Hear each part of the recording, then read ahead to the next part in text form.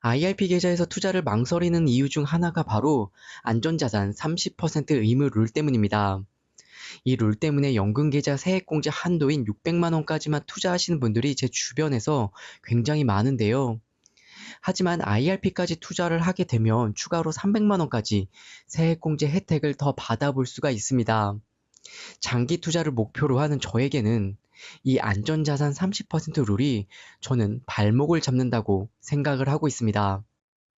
그래서 이 고민을 해결해 줄 안전자산과 주식을 합친 채권형 ETF에 투자를 하기 시작했습니다. 채권형 ETF는 IRP 계좌에서 100% 투자가 가능한데요. 저도 IRP 계좌에서 주식, 채권형 ETF에 투자를 하면서 안전자산에만 투자할 때보다 훨씬 더 높은 수익률을 경험했습니다. 1년 전 투자한 주식 40%와 채권 60% ETF에 투자했을 때 19.34%의 수익률을 기록했는데요. 만약 안전자산에만 묶여 있었다면 잘해야 4% 정도의 수익만 기록했을 겁니다. 과거에는 주식 비중이 30%인 채권 혼합형 ETF가 대부분이었습니다. 그런데 최근에는 주식 비중을 최대할 수 있는 40%에서 50%까지 출시가 되기 시작했습니다. 주식 비중이 30%인 ETF는 IRP 계좌에서 위험자산의 비중을 79%까지, 40%는 82%까지 올릴 수가 있습니다. 그리고 가장 최근에 상장되기 시작한 주식 비중이 50% 혼합형 ETF는 IRP의 주식 비중을 무려 85%까지 끌어올릴 수가 있습니다. 2023년 11월부터 퇴직연금 감독 규정이 개정되었죠. 이때부터 채권 혼합형 ETF가 편입 가능한 주식의 비중이 최대 40%에서 50%로 확대되었습니다. IRP 계좌에서 주식 비중을 최대인 85%까지 끌어올릴 수 있는 주식 비중이 50%인 채권 혼합형 ETF들이 뭐가 있는지 오늘 같이 확인해 보겠습니다. 현재 주식 비중이 50%인 ETF는 타이거 미국 테크 탑10 채권 혼합, IQ 미국 S&P 500 미국 채권 혼합 50 액티브, 솔 미국 배당 미국채 혼합 50, 그리고 마지막으로 에이스 미국 배당 퀄리티 채권 혼합 50이 있습니다. 각각의 순자산 가치를 살펴보면 타이거 미국 테크 탑10 채권 혼합과 솔 미국 배당 미국채 혼합 50이 가장 높은 수준을 보이고 있습니다. 순자산 가치가 높다는 것은 매도와 매수할 때 호가 갭이 작아서 원하는 가격에 내가 더 쉽게 거래할 수 있다는 장점이 있죠.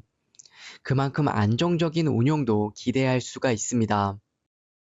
같은 주식 비중이 50%지만 미국 배당과 미국 퀄리티 ETF는 배당 성향에 조금 더 가깝습니다. 반대로 미국 테크 탑10은 주가 성장에 초점을 맞추고 있죠. 그리고 이 둘 중간 역할을 하는 성장에는 조금 가까운 IQ 미국 S&P 500 미국채 혼합 50 액티브 ETF가 있습니다.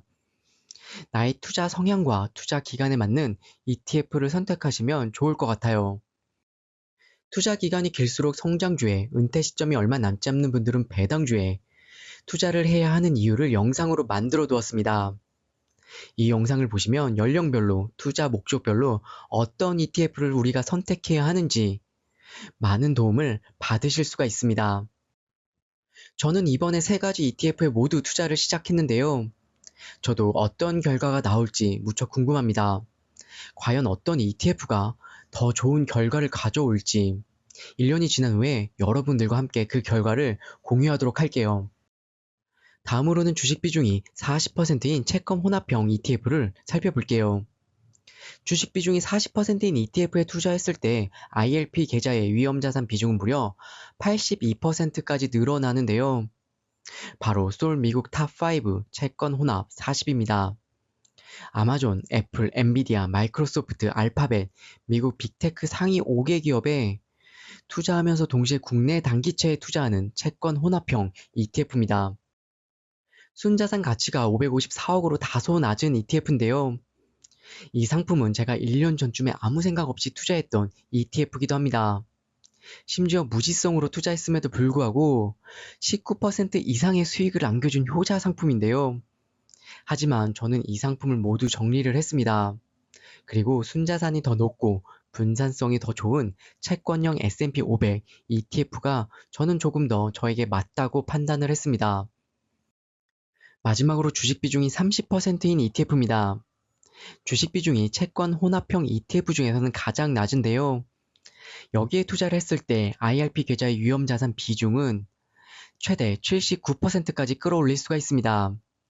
S&P 500을 30% 담고 있는 에이스 미국 S&P 500 채권 혼합 액티브, 나스닥 100을 30% 담고 있는 에이스 미국 나스닥 100 채권 혼합 액티브, 그리고 마지막으로 타이거 미국 나스닥 100 채권 혼합 ETF가 있습니다. 세 ETF 모두 순자산 가치가 2천억 가까이 되기 때문에 믿고 안정적인 운영을 기대할 수가 있는데요. 최근 1년 수익률을 보게 되면 에이스 미국 나스닥 100 채권 혼합 ETF 상품이 가장 높은 성과를 보여줬습니다. 에이스와 타이거는 같은 나스닥 100 지수를 추종하는데도 서로 다른 수익률과 수수료가 다른데요. 두 ETF 중에서 고민하신다면 수익률도 더 높고 수수료도 더 저렴한 에이스 상품이 더 유리합니다. 심지어 순자산 가치도 에이스가 더 높게 나옵니다. 1년이 지난 후에 주식 비중이 30%인 S&P 500과 주식 비중이 50%인 S&P 500 ETF 간의 수익률을 비교해보는 것도 흥미로운 결과를 볼 수 있을 것 같습니다. 1년이 지난 후 한번 어떻게 결과가 변했는지 제가 계속해서 추적해서 여러분들께 공유해 드리도록 하겠습니다. 6월 19일 페드의 FOMC가 종료가 되었죠.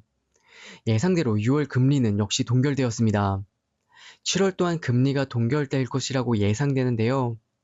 하지만 금리가 3분기부터는 낮아진다는 예상이 있습니다. 금리가 하락하는 시기에는 주식의 성장과 채권에서 오는 금리 인하의 이익, 그리고 혹시라도 주가가 하락했을 때 채권의 완충 작용을 해줄 것을 기대할 수가 있어서 IRP 퇴직연금계좌에서 투자하기 좋은 채권 혼합형 ETF입니다. 오늘은 IRP 계좌에서 100% 투자 가능한 채권 혼합형 ETF에 대해서 알아봤는데요. 안전자산이라고 해서 꼭 예금이나 적금에만 투자를 해야 되는 건 아닙니다.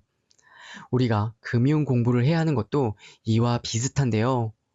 아는 것이 곧 여러분의 자산을 늘릴 수 있는 강력한 방법이 될 수 있습니다. 오늘의 이야기가 도움이 되셨다면 좋아요와 구독 그리고 따뜻한 응원의 댓글 부탁드릴게요. 오늘도 시청해 주셔서 정말 감사합니다.